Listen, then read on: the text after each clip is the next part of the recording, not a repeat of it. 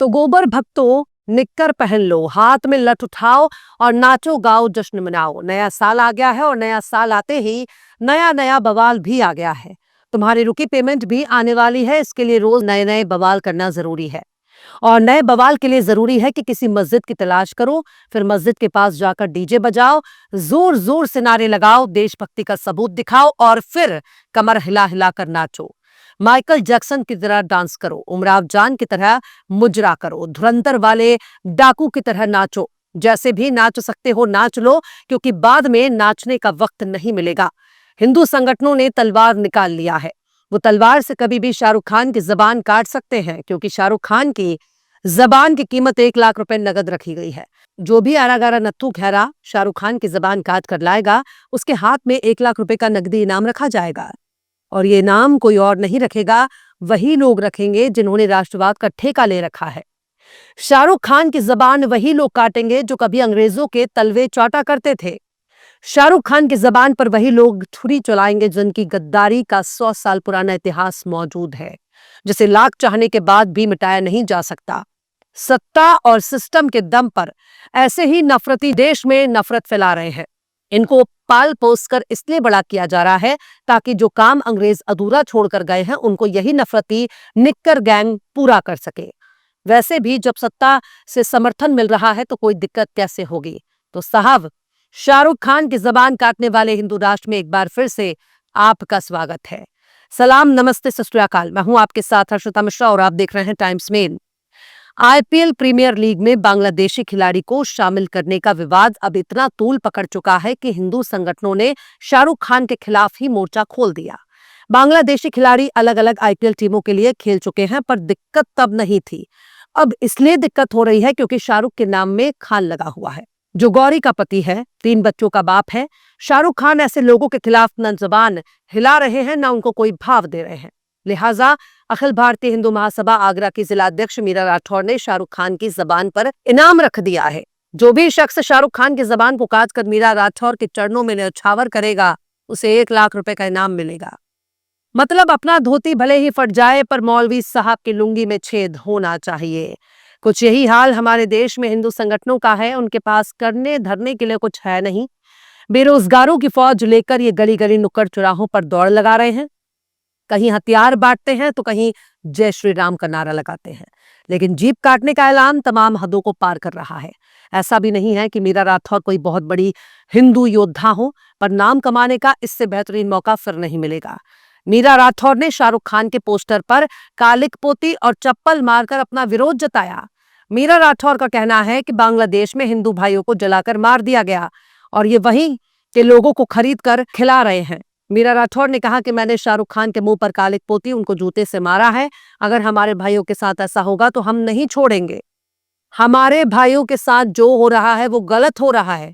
जो भी इसका जबान काट कर ले आएगा, हम उसको 1 लाख रुपए का नगद इनाम देंगे। गौर करने वाली बात यह है कि मीरा राठौर से पहले कथावाचक देवकीनंदन ठाकुर ने भी शाहरुख खान के खिलाफ जमकर बयानबाजी की।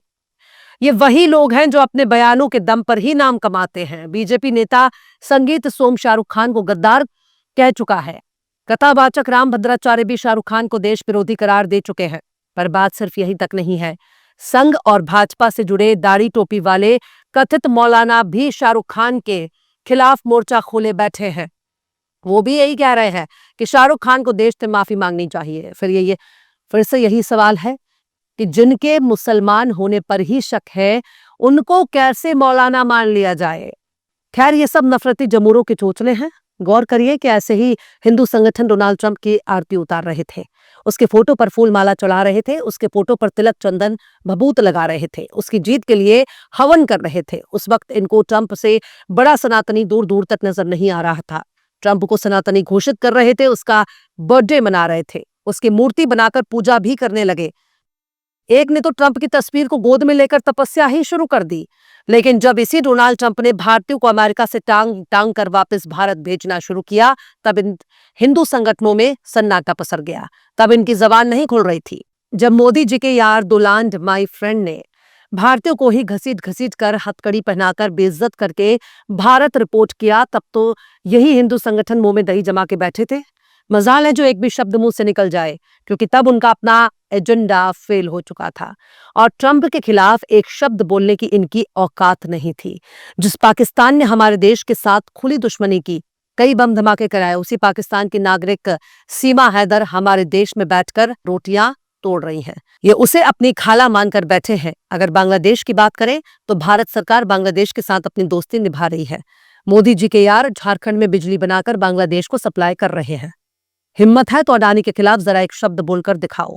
कसम उड़ान छल्ले की। खामोश नजर आने वाली यही पुलिस लठ में सरसों का तेल पोतकर ऐसी ठुकाई करेगी, आने वाली 7 पुश्तों की सूजी हुई तशरीह के साथ पैदा होंगी। यहाँ तो गेरुआ टोला बांग्लादेश के नाम पर खूब नाक मुंह से कोड़ रहा है, पर बांग्लादेश में जाकर पूर्व प्रधानमंत्री की वफात पर ताजियात पेश करने वाले हमारे विदेश मंत्री एस जयशंकर के बारे में हिंदू संगठन क्या कहना चाहेगा? रक्षा मंत्री राजनाथ सिंह की मौजूदगी के बारे में हिंदू संगठन को कुछ कहना चाहिए। इनकी तमाम बातों को अगर दरकिनार कर दिया जाए तब भी ये सवाल उठता है, शेख हसीना हमारे ही देश में मौजूद है, वो भी पूरे लाव लश्कर के साथ हमारे देश में आराम फरमा रही हैं, वो भी तो बांग्लादेशी हैं, लेकिन हिंदू संगठन शेख हसीना को वापस उनके देश में भेजने की मांग क्यों नहीं कर रहे हैं? शायद इसलिए क्योंकि ऐसा करने पर इनका पेमेंट रुक जाएगा। सच कहा जाए तो इन्होंने हिंदुओं को बदनाम करने का ठेका ले रखा है। इनको हिंदुओं से कोई मतलब नहीं है, ये बस अपनी दाल रोटी का इंतजाम कर रहे हैं।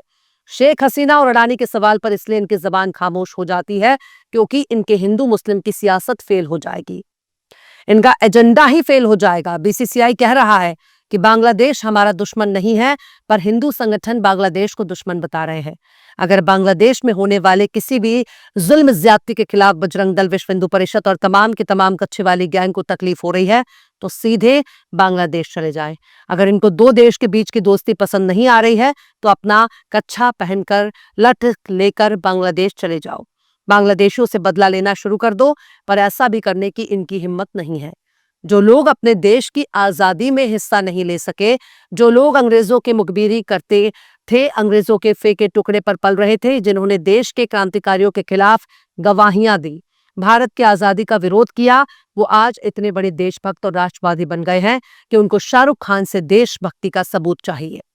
जो खुद की मेहनत से छोटे बच्चों वाली एक ट्रॉफी भी नहीं खरीद सकते, वो शाहरुख खान जैसे जमीन से उठकर नाम कमाने वाले कलाकार की जीभ काटने का ऐलान कर रहे हैं।